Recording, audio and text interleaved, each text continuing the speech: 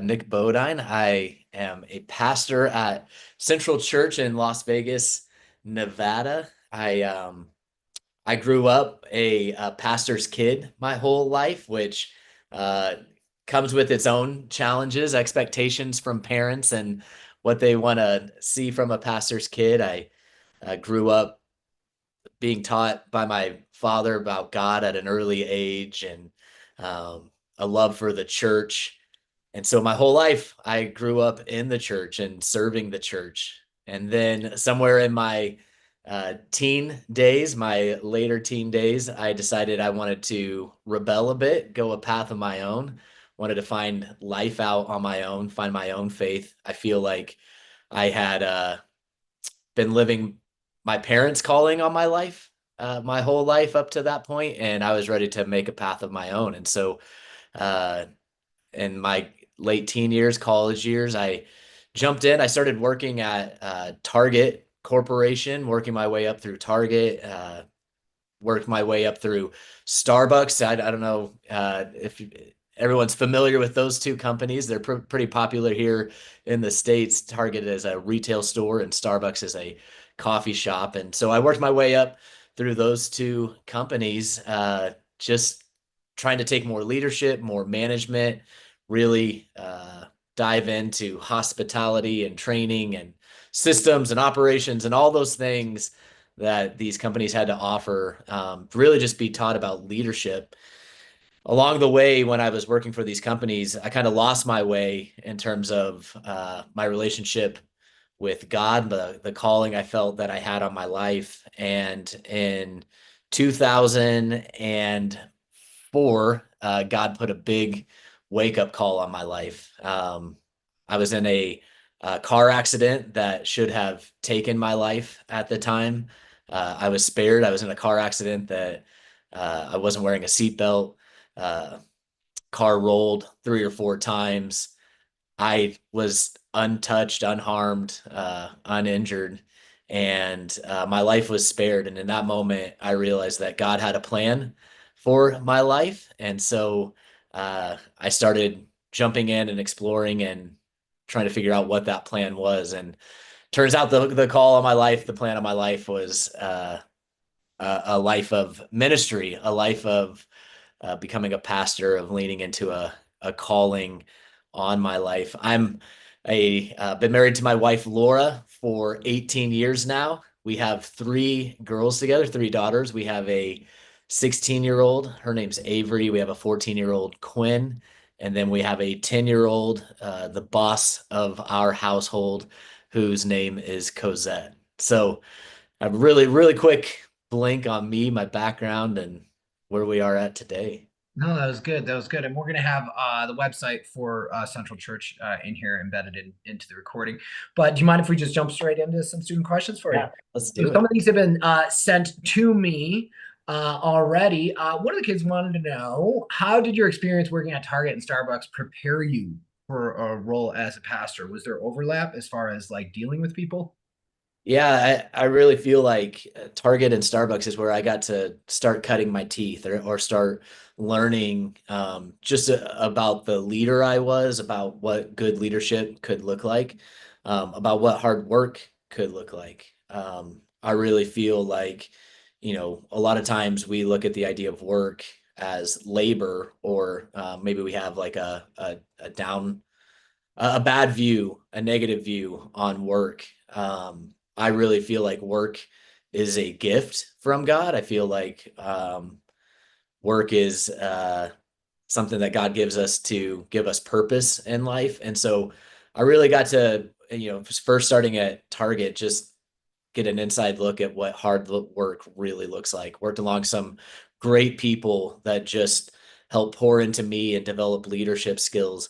I started in the evenings as just seasonal help, where I'd stock the shelves and straighten everything up and try to make everything look presentable. I actually had the toy department at Christmas time. So I got some very quick training on what hard work could look like while you're trying to keep the toy department of Target clean and organized during Christmas with all the chaos that goes on there. But that quickly led to just taking more roles in management and leadership, leading more people.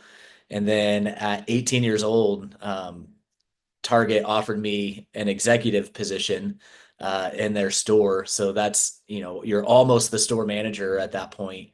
So I'm an 18-year-old leading these tough 40, 50-year-old overnight dudes stocking shelves, and uh, they're thinking, who's this young punk kid trying to lead us, trying to manage us?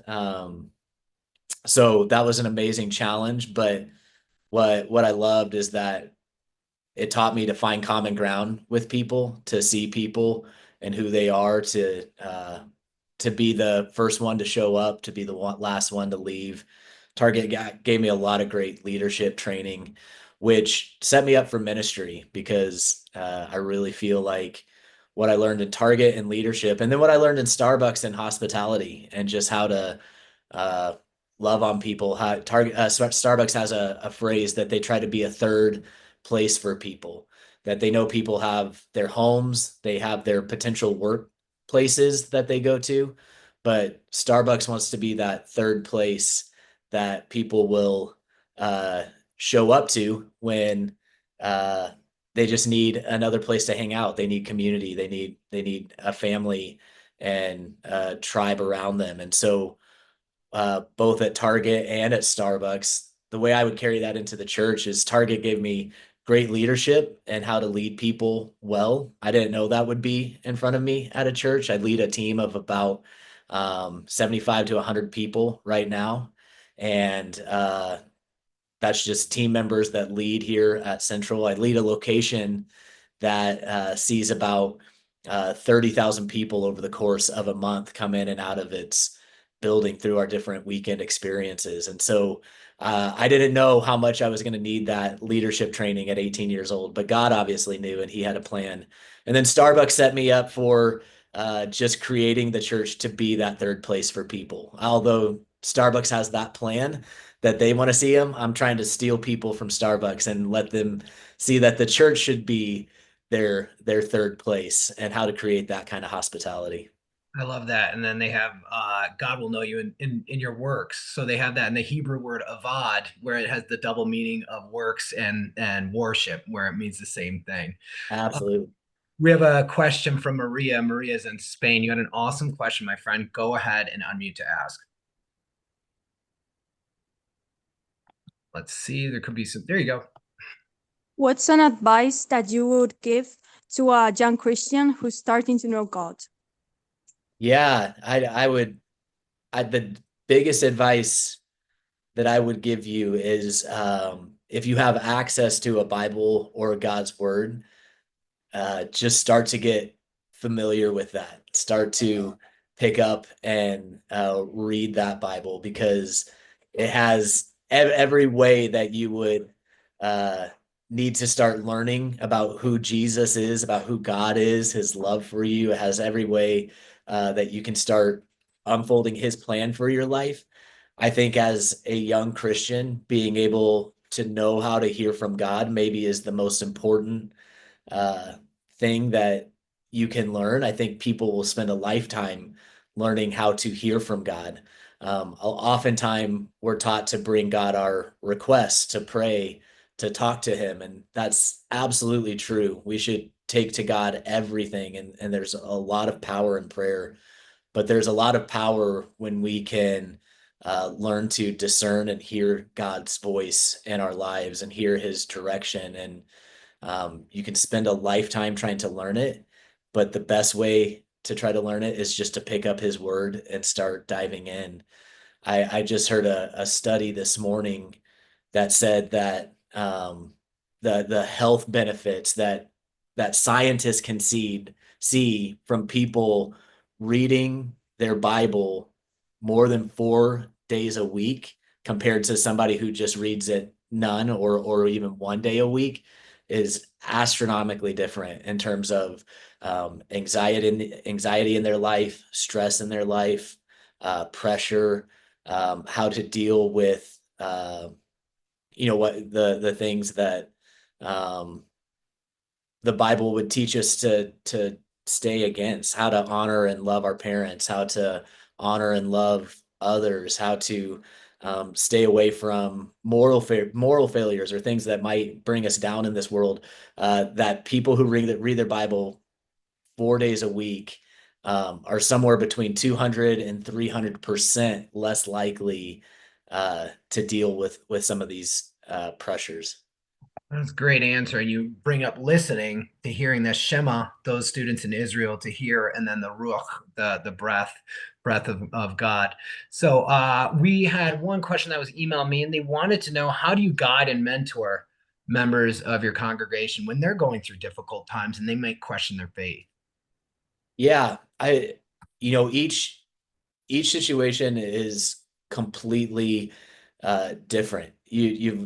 And so the way I'll start is, so many times in life we think that we just know all the right answers. And I'll be the first to say, with every, person that I lead, mentor, um, try to help walk through life. We even use the phrase disciple in life. It first starts with listening. You just have to listen to that person. You need to listen to their story. You need to understand their background, where they're coming from, what they're really dealing with. There's not a one size fits all answer other than God. But sometimes people need to know, like, what does that mean? Like, what is God's plan and purpose in my situation? So you first have to understand the situation. And while I'm listening and understanding the situation, I'm also praying the whole time that God will give me discernment, will give me wisdom, will give me clarity in how I can help that person specifically in their situation, and how I can specifically be his voice into their life. And so after that, it's really just going back to the word. What does God have to say about this? And what is he saying in this situation? And I think relying on some of your own life experiences, I think people, when they're talking to a pastor, oftentimes they don't want to talk to somebody who has it all together and looks perfectly clean and polished. They want to know that they're talking to somebody that can relate with them, that has their own struggles, that's made their own mistakes, and can be honest about that, can be authentic about that, and can use those past experiences to almost help apply or share those to help them apply those to their own life. Well said. Well said. We have another question from Maria in Spain. Go ahead and unmute to ask, friend. Okay, I wanted to know if someone who doesn't know God at all, like they don't know God at all, but then they ask you who God is, what do you say to that person? Yeah, when somebody who doesn't know who God is, but what do you say to that person that wants to know God? That's a great question, which, Maria, I'm also very excited because me and my family are planning on coming to Spain this summer. So it's awesome that I'm getting so many questions from Spain. But uh, when somebody comes to me and they have no context of God and they want to know who God is, um, I kind of I start in the beginning. I start that he is everything. He is our creator. I think first and foremost, people need to come to grips. So many people need to understand that uh, we did not just evolve. We did not just show up. That we are the masterpiece of a creator. That this world is the masterpiece of a creator. When you can start to understand God as the creator, then it makes him so much more understandable when you start teaching him as a father. But if you're trying to teach him as a father, but you don't realize that uh, there was a creator that had a plan over your life from the very beginning, and that's where that your whole life, before you were even born, before you were even a thought in your parents' minds, before your parents were even a thought, that you were a thought in God's mind. I think you start with God the creator, and you start in the very beginning of the Bible. You start in Genesis and just look at the creation of man, because who God is revealed in the person of Jesus. And as you go throughout your whole Bible, you'll see from beginning to end, from Genesis to Revelation, that really it's a story all pointing to Jesus. From Genesis and the fall of man, sin entering the world and us being separated from God, and the whole Old Testament of the Bible, God showing us the separation that existed, but yet his desire to still be with us, his desire to still be in community with us, to the New Testament, where Jesus arrives on the scene, and that is God's plan to redeem us, to draw us close to him again, to give us a right relationship with him again. From beginning to end, the Bible, God the Creator, we were created with a purpose. We were created because he loved us. We were created with free will to love him back. That's where I would start with people. Well said. It's almost like you practiced this answer. God Yeah, have a lot of practice in it. there you go. We had a couple more student questions, then we'll let you go. Is that all right? Oh, it's great. It's Okay, great. this is Joan. My apologies if I mispronounce your name, but he is in they're in Europe. Go ahead and ask. Okay, so I have a question. How can I know what God wants me to do with my life? Because currently I don't know what to work for, what to study. So I don't know. I've been praying, and so far I've received some answers, but I still have doubts. So I don't know what should I do. Yeah. So maybe one of the biggest questions I get as a pastor, and if I understood you correctly, just God's plan over your life. Like how do I understand God's plan over my life? That you still have questions, and where do you turn? If understanding it correctly, Yeah. that for sure is one of the biggest questions that I get. And oftentimes I think patience in the unknown is what God is asking us for.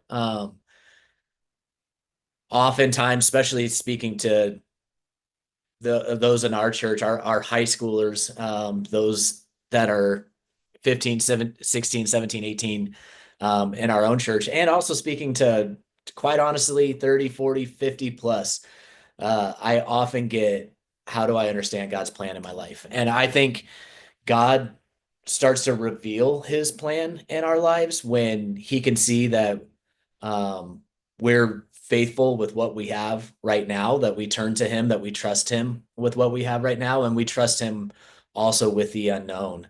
So it's kind of the answer I first started with. I would always just start with the word of God. I would start with a Bible. I would start by diving in and trying to discern and hear his voice, because over time, as you get more familiar with the Bible, as you pray back to God, you listen for his voice, you're going to get better at understanding his voice.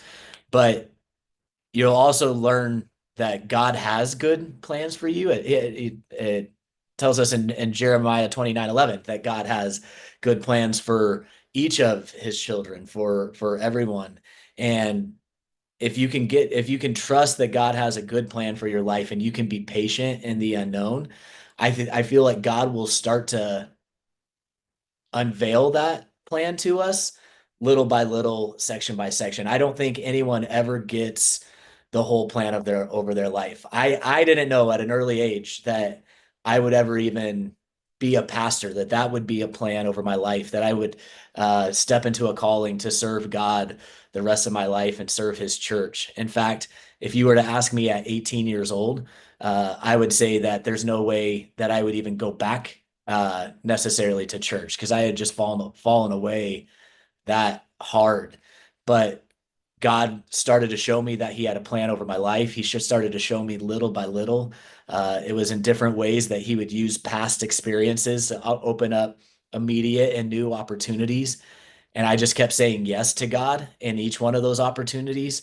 Um, I got approached by Central Church back in 2006 about coming on and just being the operations director. So we did church out of a school, and we would set up that school every Saturday and Sunday, and we would tear it down. And so I first got called into the church to just come in and bring operational excellence into setting up a church, tearing down a church, in a school. And then God started showing me more opportunities on how I can bring operational excellence and friendliness and hospitality into the church, his church, and gave me more opportunities at other church locations. And then there was a time in, gosh, it would have been 2010, where I got asked to pray in front of about 100 people. It was our church team. And I was deathly afraid of praying. And I was just so scared to talk in front of other people. But I can remember I just said yes. I said, I will do, even though I'm so scared, I feel like God's asking me to pray. And so I prayed in that moment, probably the most scared prayer I've ever given in front of people. But that was a pivotal marker in my life, because it was behind that God opened up more opportunities for me to start speaking in front of people, to come to grips with my fear of public speaking. And if you would have ever said, like, hey, Nick, in 2025, will you be preaching in front of tens of thousands of people, you know, every single month? I would have said, there's absolutely no way. That's not God's plan for my life, and I'm so scared of it. But that was God's plan. That is my reality now. I get to serve the church in that way. But the Nick back in 2010 would say, that's not God's plan for my life. So I say all that to say, we don't ever really know God's full plan over our life. But if we can come to a faith and a trust that is a good plan that he has for us, that he wants good things, he has good things for us, and we can just be faithful with the little that we have right now and say yes to the opportunities that we feel like he's putting in front of us right now, no matter how big or small, but just take a step of faith and trust him. When you look back over your life, you look back over the years that you've trusted him, you'll see that it was a good plan. It was a great plan. You just had to be faithful in the little moments. Yeah, that's good. And would you also say, like, seeking out wise counsel, that what is it? Whoever walks with the wise becomes wise. So That's just absolutely right. seek out counsel too, along with, turning, to your faith, but the people around you, you can ask, like parents and leaders in your community and your teachers and stuff as well. Oh, So it's so important. We have a phrase here, and I'm sure that a lot of the students have heard before, that you are the sum total of the five people you surround, that the five people closest to you, the five people you surround yourself with. So whatever the five people you would say, like, you're in the strongest relationship with, that is your lid, that's your bar, that's your sum total. And so you want to make sure you're surrounding yourself with exactly what you said: good teachers, good mentors, uh people you aspire to be, to become, to your life to look like down the road, and soak all that wisdom up. Don't be the smartest one of your friends. Surround yourself. It's okay to have those friends, it's okay to love those friends, but pull in other friends that are smarter and wiser than you, because you just want to raise your lid even higher. great. And we have one more question. These, I didn't expect you guys to have all these theological questions. This is like some next level stuff. Is that cool if we go with?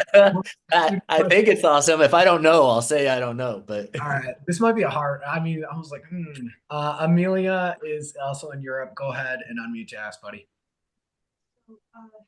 You might get this question as follows, but how are those things included in God's plan? I didn't hear the very first part of the question. Oh, sorry. How are bad things included in God's plan? Yeah, this is a tough question. This is probably one of humanity's biggest hardships with God, right? Maybe even trusting the existence of a God when you see so many bad things happening around the world. Like, how can you trust that there is a God that loves people, a God that's good, but allows bad things to happen, right? Or maybe even allows bad things to happen in our own life, tragedy, grief, loss of loved ones, abuse, so many things that you have to wonder, like, how does a good God have any of this a part of his plan? And the first thing you need to know is that that wasn't part of God's plan from the beginning. That God created this world to be in right relationship. He created a perfect world, a loving world, a world without sin, without darkness, without evil. Uh, and then, unfortunately, the fall, the sin of Adam and Eve, which, if you're unfamiliar with that story, you can find it in Genesis. But God asked them not to eat of the tree of good and evil, the knowledge of good and evil, and they disobeyed God, and that allowed humanity, when they ate that fruit, that humanity then fell. Sin entered the world. It separated us in relationship with God. So God's plans were never for sin and darkness and evil to enter the world in the first place, to separate us from Him. But yet we we disrupted that plan. And I know that you could say, well, I didn't disrupt that plan, but humanity did. And so now we are all born into that sin. And so God's plan was never for evil, it was never for darkness. And oftentimes when you say, like, how could a good God allow any of this to happen? Um, you know, I like to say that where free will comes in. We have choices to make ourselves, and God hopes that we'll choose what's right. He hopes that we'll choose what's good, what's pure, what's of Him. He hopes that ultimately we'll choose Him, choose a life of following Him. But because darkness exists and because we have free will, oftentimes our human nature is to be pulled towards that darkness, and that's what separates us from God. I like to describe it as darkness is not a thing. Darkness is the absence of light. Silence is not actually a tangible thing. Silence is the absence of sound. Um, Darkness, sin, the bad things that we see happen, that's not God allowing it. That's what the absence of God looks like. And even more, the importance of bringing God into a dark world, of not being separated from Him, but being in right relationship with Him. So therefore, we can be a light in that darkness. And so it's something that we have to come to grips with our whole life, but we have to know from the very beginning, God's plans were for good, and that He's still pursuing us and trying to bring that good into the world, that light into the world where darkness has separated us. And so it's something you'll be unpacking your entire life as you look at um, even your own life, the times that you feel like things are going great, and you're flying high and you're on mountaintops, but there's going to be times where you're in really dark valleys of your own, and your relationship with God, your trust in Him, is what will pull you through those dark valleys, and not allow you to stay separated. Well said. We have one more question. I'd be remiss to not let Joan ask this. But Joan, you had a very good question. Go ahead and ask. Okay, so I try to preach the gospel to my friends and family, but I don't know how to do it because when I try and do it, I can't. It's like they're missing the point because I try to explain that Jesus is the way, the truth, and the life, but I I can't seem to, I don't know, to connect with them. I can't express myself the way that I want to, and so how do I preach the gospel in a way that's effective Yeah, and friends can understand it? yeah, for sure. I think before you can preach the gospel at people, before you can teach the gospel, um, something in your example, your life, almost has to spark an interest there. There's so many times that I think as Christians, we get pulled into these almost debates, right? Like we're talking with people that more so want to argue with us, almost want to debate the Bible, theology, God, all that, because they have their list of arguments that they're ready to counteract anything we say. And I think those are really tough situations to be in because I think very few of us are equipped to be in these theological debates. I find the best way that I try to teach my church about helping others preach the gospel is let your life just do the preaching, let your example do the preaching. When people look at your life and they just see that there's something different about you, they'll come to a point that they want that as well, that they can see that God's obviously done something and doing something in your own life. And so they'll come to you with less of a um, let me debate you or let me argue you type mindset, and they'll come to you with a more like let me learn from you mindset. And that's where the gospel gets so beautiful, because that's where you can dive in without feeling like you have to defend the gospel, you have to defend God, but you actually get to just show people what God's done in your own life, that his example is the only in your life is the only defense that you need. And I know that can be hard when it's family, it's friends, it's people that you truly care about, and every day matters, right? And like tomorrow is not promised for any of us. But you just keep living out the example of, a biblical example of what God can do in your own life. And he'll give ears to listen. He'll give eyes to see when the time is right. And in the meantime, you just keep praying for him like crazy every single day. But don't put pressure on yourself that you need to be able to teach the Bible, because God's got to put a prompting. The Holy Spirit has to put a prompting on their heart that they want, first and foremost, they want to lean in and learn before it's even going to be teachable. That's great advice. Would you say a lot of that comes to back to scripture where they say, be still? And I've heard this before when it comes to, and Joan kind of adding to that, like where it's a seduction and not a siege, like not forcing, but going back to what he was talking about Avad, where it's to worship. Part of that worship is your works just leading your life peacefully, and other people are like, hey, why are you like that? And then, gives you those opportunities where it's put on your heart to share. You know what I Yeah, mean? exactly right. No, that's exactly right. So, That's Joan, was your question answered?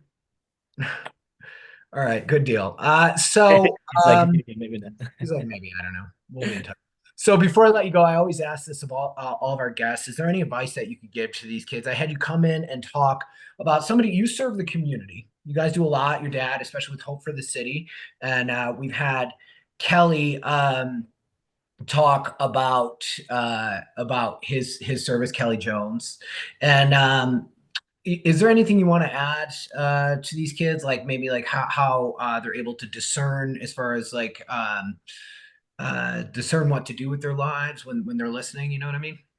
Yeah, I would just say the two of the biggest things, the Bible's greatest charge, commandment of us is to love God and to love others. And so as you go through your life, if you focus on those two things, if you really try to unpack just how to be in love with God, to be in relationship with him, to understand him, but at the same time, if you can go through life just loving others, that's what I'm so glad you got to talk to Kelly and others just with our city outreach, because we're a small expression of how we can love God and show that by loving others and in the Las Vegas community and just feeding people and loving on people. We know that there's great nonprofits, organizations around the world that try to do this as well. But sometimes it's just understanding as a human being, as a person, that same love can exist without an organization, without a nonprofit, without a huge effort of people coming together and feeding thousands of people or helping thousands of people. That sometimes it can just be in your own front yard, your backyard, your walk down your street, whatever it looks like. When you just focus on loving others, of bringing loving love to others, on how you can serve others, how you can be kind to others.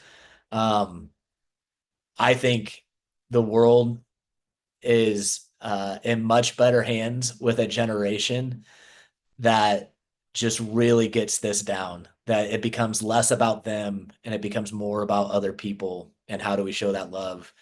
If there's a generation behind all of us, and I'm praying it's your generation, that if you can just start to click in and understand that, I think we'd see a lot more. I think we'd see some big change in this world. It'd start moving towards the kind of world that God had intended from the start.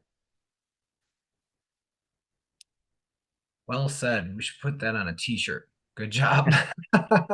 Well, shalom aleichem in Jesus' language. Peace be with you. Shalom for those in Israel. And thank you guys, gracias, those in Spain, for joining us.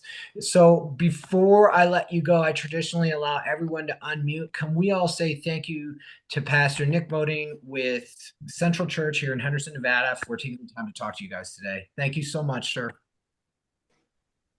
Thank you, guys. Thank Bye. you. Thank Thank you you. very much. Thank Thank you. thank Bye. Thank you you. very much. Thank you. God bless you. Bye. God bless you.